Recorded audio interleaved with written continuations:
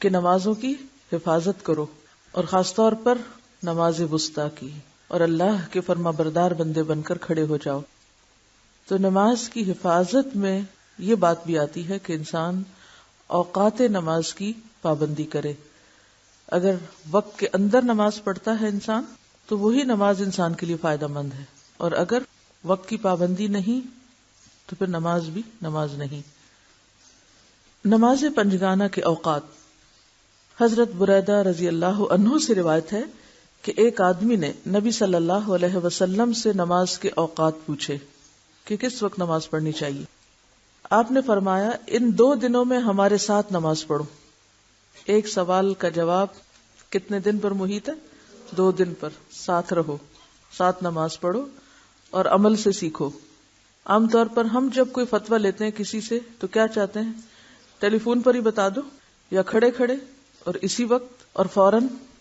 تو یہ سیکھنے کا انداز درست نہیں، اور اسی لیے پھر ہمیں کچھ سیکھا ہوا یاد بھی نہیں ہوتا، اور پتہ چل جانے پر بھی عمل میں نہیں آتا، کیونکہ سیکھنے کا طریقہ ہی درست نہیں۔ تو آپ نے فرمایا ان 2 دنوں میں ہمارے ساتھ رہو۔ جب سورج کا زوال ہوا تو آپ نے بلال رضی اللہ عنہ کو ظہر کی اذان کہنے کا حکم دیا، عصر کی نماز کا حکم دیا جب سورج بلند، سفید اور صاف تھا، مغرب کی نماز کا حکم دیا جب سورج غروب ہوا، عشاء کی نماز کا حکم دیا جب سرخی غائب ہوئی، اور فجر کی نماز کا حکم دیا جب فجر طلوع ہوئی۔ یعنی 5 نمازوں کو ان کے اول وقتوں میں پڑھایا۔ ظہر کب؟ جب سورج کا زوال ہوا، سورج ڈھلتے ہی ظہر۔ عصر جب سورج ابھی بلند ہی تھا، سفید اور صاف تھا، زرد نہیں ہوا تھا۔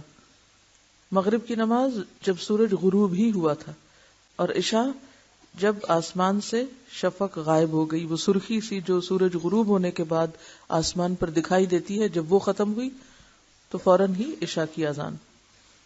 دوسرے دن بلال رضی اللہ عنہ کو حکم دیا کہ ظہر کی نماز اچھی طرح ٹھنڈی کر کے، یعنی ذرا دیر سے، کل والے وقت پر نہیں، ذرا تاخیر سے، اور عصر کی نماز پڑھی جبکہ سورج بلند تھا۔ یعنی عصر کی نماز سورج زرد ہونے پہ نہیں پڑھی بلکہ سورج بلند ہی تھا، اور اس اول وقت سے تاخیر کی جو اس کے پہلے دن تھا، لیکن پچھلے دن سے ذرا تاخیر سے۔ مغرب کی نماز شفق سورج کی سرخی غائب ہونے سے پہلے پڑھی، یعنی تھوڑی تاخیر سے، اور عشاء کی نماز 1/3 رات گزرنے پر پڑھی، یعنی رات کا 1/3 گزر گیا، یعنی اگر رات کے کل اوقات کو اگر گن لیں۔ فجر کی نماز صبح روشن کر کے پڑھی، یعنی نمازوں کو ان کے آخری اوقات میں پڑھایا، اور فرمایا تمہاری نماز کے اوقات ان 2 وقتوں کے درمیان ہیں جس کو تم نے دیکھا۔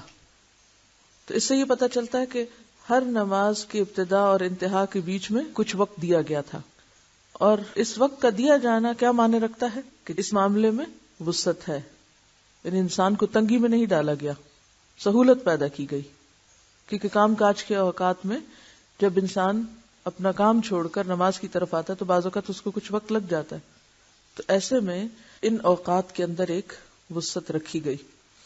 اگر آپ اوقات نماز کو سمجھنا چاہیں اور آئندہ بھی احادیث آپ دیکھیں گے تو اس میں آپ دیکھیں گے کہ کبھی ایک وقت بتایا جاتا ہے، کبھی دوسرا بتایا جاتا ہے، کبھی ایک عمل سے ایک وقت کا پتہ چلتا ہے، کبھی دوسرے کا پتہ چلتا ہے۔ تو ایسا کیوں ہے؟ کوئی ایک بات کیوں نہیں؟ اگر آپ کچھ الفاظ یاد رکھیں تو انشاءاللہ ساری احادیث کو سمجھنا آپ کے لیے بہت آسان ہوگا، یا نماز کے اوقات کو جاننا بہت آسان ہوگا۔ نمبر 1، فضیلت کا وقت۔ کسی بھی نماز کے لیے ایک وقت ہوتا ہے جو اس کی فضیلت کا وقت ہوتا ہے۔ اس سے مراد کون سا وقت ہوتا ہے؟ جو اول وقت ہوتا ہے۔ دوسرا، اختیاری وقت، یعنی جس میں ایک اختیار ہے آپ کو کہ اس وقت بھی پڑھ سکتے ہیں، چوائس ہے آپ کے پاس۔ تیسرا ہے جواز کا وقت، یعنی اس وقت پڑھنا جائز ہے لیکن پسندیدہ نہیں۔ چوتھا ہے مکروہ وقت، یعنی وقت تو ہے لیکن اس وقت پڑھنا مکروہ ہے۔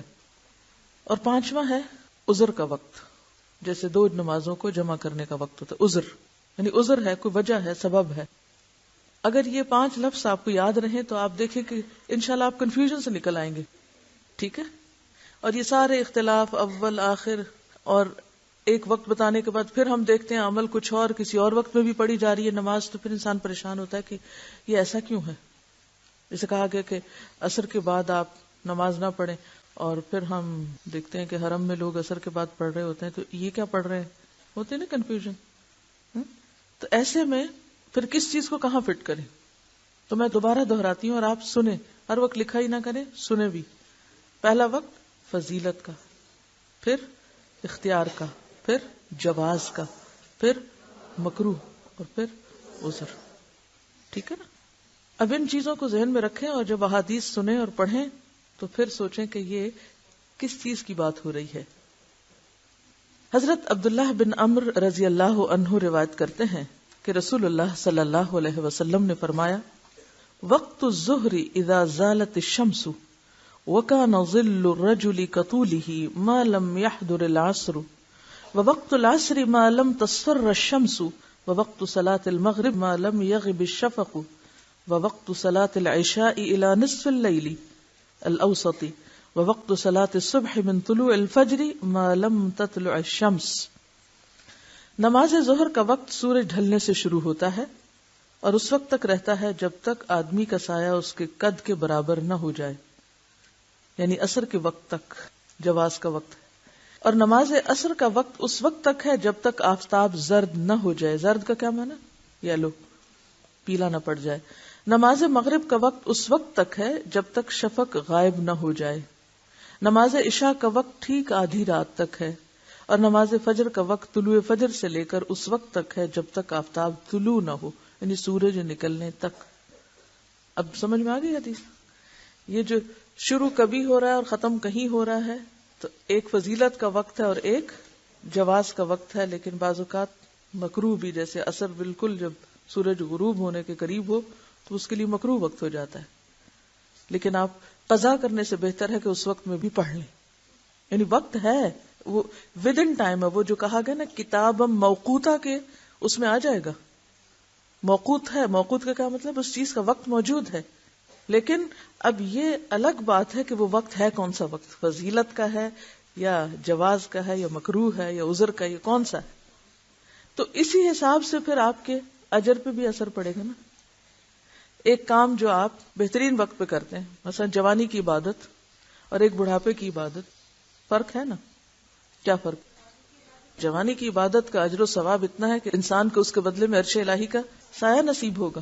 تو اسی طرح خوشی سے کی ہوئی عبادت اور مجبوری سے کی ہوئی عبادت، ان سب چیزوں میں فرق ہے.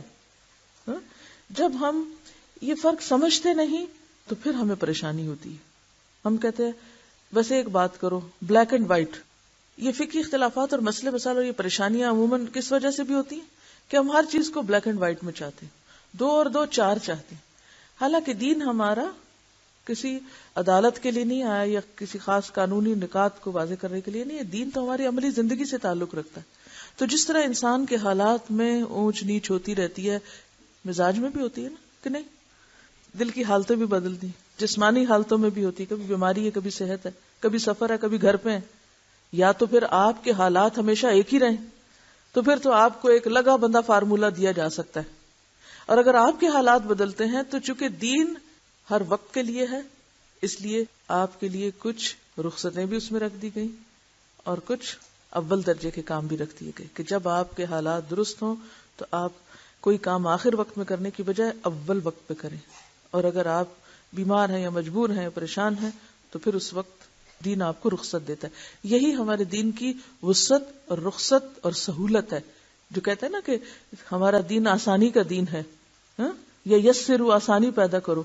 تو اس کا یہ مطلب نہیں کہ ہر وقت رخصتیں تلاش کرو.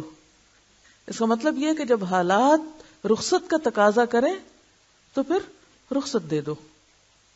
لیکن عام حالات میں انسان نیکیوں میں آگے سے آگے اور اوپر سے اوپر جانے کی کوشش کرے. نماز فجر اندھیرے میں، حضرت عائشہ رضی اللہ عنہا سے روایت ہے، رسول اللہ صلی اللہ علیہ وسلم جب نماز فجر پڑھتے تھے، عورتیں مسجد سے نبی صلی اللہ علیہ وسلم کے ساتھ نماز پڑھ کر اپنی چادروں میں لپٹی ہوئی لوٹتی تو اندھیرے کی وجہ سے پہچانی نہ جاتی تھی. یعنی اتنی صبح فجر کی نماز پڑھی جاتی. معلوم ہوا کہ نبی صلی اللہ علیہ وسلم اندھیرے میں اول وقت نماز پڑھا کرتے تھے، اگرچہ نماز کا وقت صبح صادق سے سورج طلوع ہونے تک ہے. یعنی رخصت کا وقت کون سا ہے؟ جواز کا وقت جب تک سورج طلوع نہ ہو جائے، یعنی جائز ہے نماز، اس وقت نماز ہو جائے گی.